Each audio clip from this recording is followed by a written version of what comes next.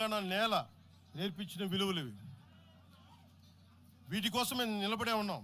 ఇవేదో పుస్తకాల్లో రూపొందించిన సిద్ధాంతాలు కావి. తెలంగాణలో మేము చూసిన సామాజిక వాస్తవాల నుంచి పుట్టిన సిద్ధాంతాలు ఇవి. ఉస్మానియాలో 2009లో ఆ రోజు గద్రన్న పక్కనే ఉన్నాడు. ఆ రోజు ఇట్లాగే ఇబ్బంది కలిగిస్తూ ఉంటే ఒకటే అన్నాడు గద్రన్న, అరే తమ్మి నువ్వు మాట్లాడరు, ఎవరు వస్తారు నేను చూసుకుంటానని చెప్పి.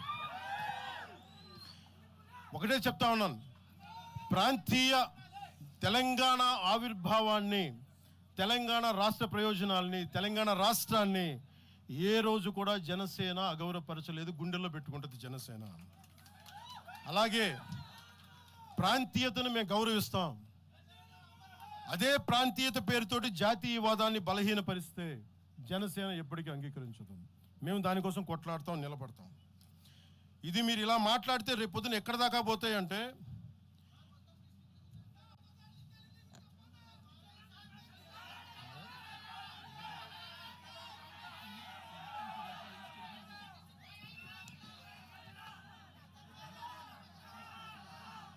తెలంగాణ అంతా తిరగాలనా?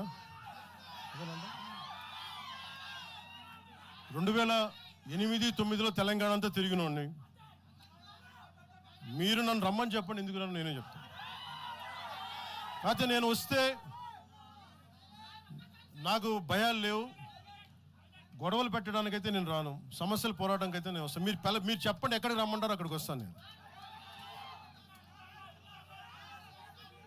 మీరు ఈ రోజున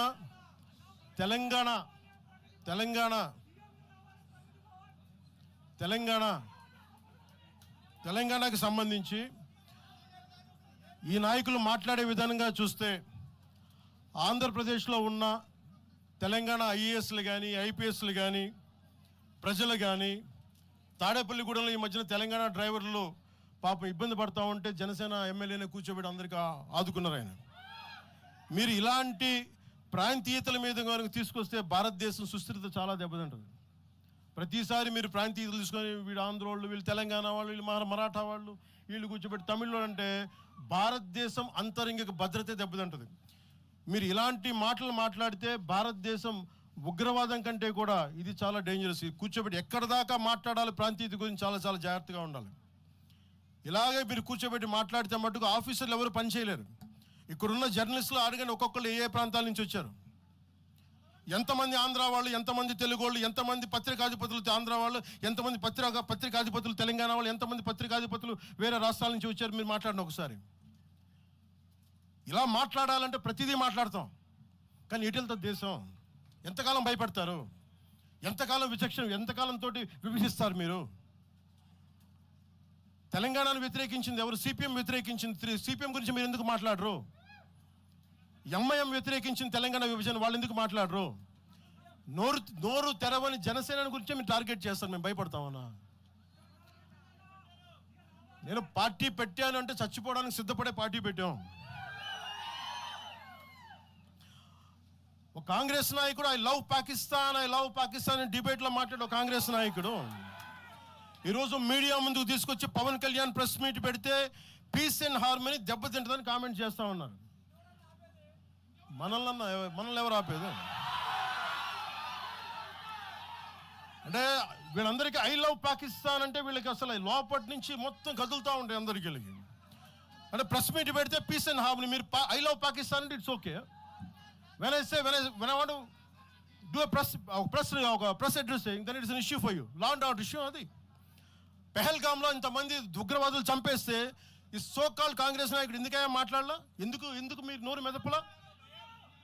ఇప్పుడు కూర్చోబెట్టి మీకు ఐ లవ్ పాకిస్తాన్ వస్తుందా? మీకు ఆంధ్రాని ద్వేషించండి, ఆంధ్రావాడిని ద్వేషించండి, జనసేనని ద్వేషించండి, అక్కడెక్కడో దూరంగా బాంబులు పెట్టి పాకిస్తాన్ మటుకు మీరు ప్రేమించండి. అది కాంగ్రెస్ నాయకులు చేసేదా?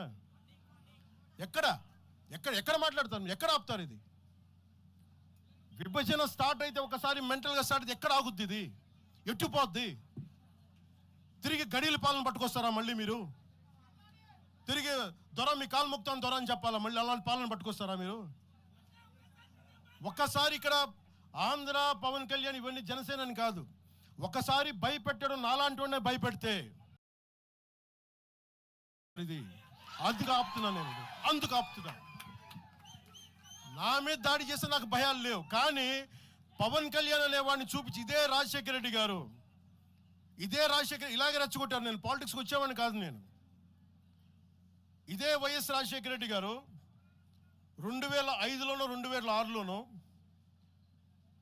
బాలు సినిమా అయిపోయిన తర్వాత నాకు అపెండిక్స్ ఆపరేషన్ జరుగుతూ ఉంటే ఓ హాస్పిటల్ అపెండిక్స్ ఆపరేషన్ నేను కూర్చొని ఉంటే ఒక ఉన్నతాధికారి వచ్చాడు, ఒక పోలీస్ అధికారి నా కాడికి, ఉమ్మడి ఆంధ్రప్రదేశ్లో సంబంధించిన ఒక పోలీస్ అధికారి. అప్పుడు చెప్పాడు, మీరు పాలిటిక్స్కి వస్తారా? అంటే నేను ఎందుకు వస్తాను సార్ అన్న. మీ అన్నగారు వస్తారంటే లేదు సార్ నాకు తెలియదు అన్న. లేదు మీ మీద బద్నాం చేయడానికి ప్రయత్నం చేస్తున్నారు, మిమ్మల్ని మీ మీద ఏమో అటాక్లు చేస్తారు. ఏం అటాక్ చేస్తారు? మీ మీద కేసులు పెడతారు, దేనికన్నా? ఒకవేళ మీరు రాజకీయాల్లోకి వస్తారేమో. అప్పుడు దాకా నేను నిర్ణయించు, నేను నమ్మలేదు. నేను అందరిలాగే సగటు ఒక మన మల్లికార్జున్ లాగా, చుంచుపేటలో మల్లికార్జున నేను అమాయకుని నమ్మా అలాంటి ఎందుకు చేస్తారని. కానీ 2 సంవత్సరాల తర్వాత చాలా పకడ్బందీగా ఆ అధికారి ఏం చెప్పాడు అదే చేశారు. ఈరోజు బెదిరించే వాళ్ళకి చెప్తా ఉన్నా, రాజశేఖర రెడ్డి గారి బతుకున్నప్పుడు తెరవని గొంతంతా, లెగవని గొంతంతా ఇప్పుడు లెగుస్తూ ఉంది. చెప్తున్నా, ఆ రోజు నేను గొంతు లేపాను, గుర్తుపెట్టుకోండి. చంపేస్తాం, రోడ్ల మీదకి వస్తే బెదిరిస్తాం అని చెప్పే నాయకుడు ఉన్నప్పుడు ఎదుర్కొన్నాం మేము. తుపాకీ ఇచ్చి వదిలేనంటే ప్రాణాలను వదిలేసి వచ్చాను రాజకీయాలు, గుర్తుపెట్టుకోండి. భయపడి కాదు. ఈ రోజున అదే చాలా మంది కాంగ్రెస్ తెలంగాణ నాయకులు ఉన్నారు, రాజశేఖర రెడ్డి గారు ఉంటే తెలంగాణ వచ్చేది కాదని. అలాంటి తెలంగాణ కోసం, ప్రేమ కోసం మేము ఆ రోజు పోరాటం చేశాం. భీమరావు బాడ ఎవరిది? అక్కడ ఆంధ్ర వాళ్ళు ఉంటారు భీమరావు బాడలో. కాంగ్రెస్ పార్టీ భవన్, గాంధీ భవన్ పక్కన కూర్చొని ఎనెక్స్ చేస్తా, ఆక్యుపై చేస్తా ఉంటే ఇంకెక్కడ స్థలం లేదా అని ఎందుకు మాట్లాడతాం అట్లా మాట? మీరు బెదిరిస్తా ఉంటే బెదిరిపోతామా మేము? ఇది ఒక్క కాంగ్రెస్ నాయకుల గురించి కాదు. రేవంత్ రెడ్డి గారు ఇప్పుడు వచ్చారు కాంగ్రెస్లోకి. ఇదే రేవంత్ రెడ్డి గారిని అఖిలపక్ష సమావేశానికి ఆయన పిలవలా. రేవంత్ రెడ్డి గారిని ఆయన టీడీపీ నాయకుడు అని చెప్పి ఆ రోజున, అది మాకు తెలుసు. మరి ఆ రోజు కూర్చోబెట్టి ఆయన కూడా ఉన్నారు ఆ రోజున. ఎవరు ఎటు అవుతారు ఏమి తెలుసు మనకి? అసలు ఆ రోజు ఆయన జైల్లో పెట్టారు, ఇబ్బందులు పడ్డారు. అలాంటి ఆయన ముఖ్యమంత్రి అయ్యాడు. ఆయనకు మనస్ఫూర్తిగా శుభాకాంక్షలు తెలియజేశాం. ఈ ఎంటైర్ ఫియాస్కోలో ఆయన ప్రమేయం ఉందని నేను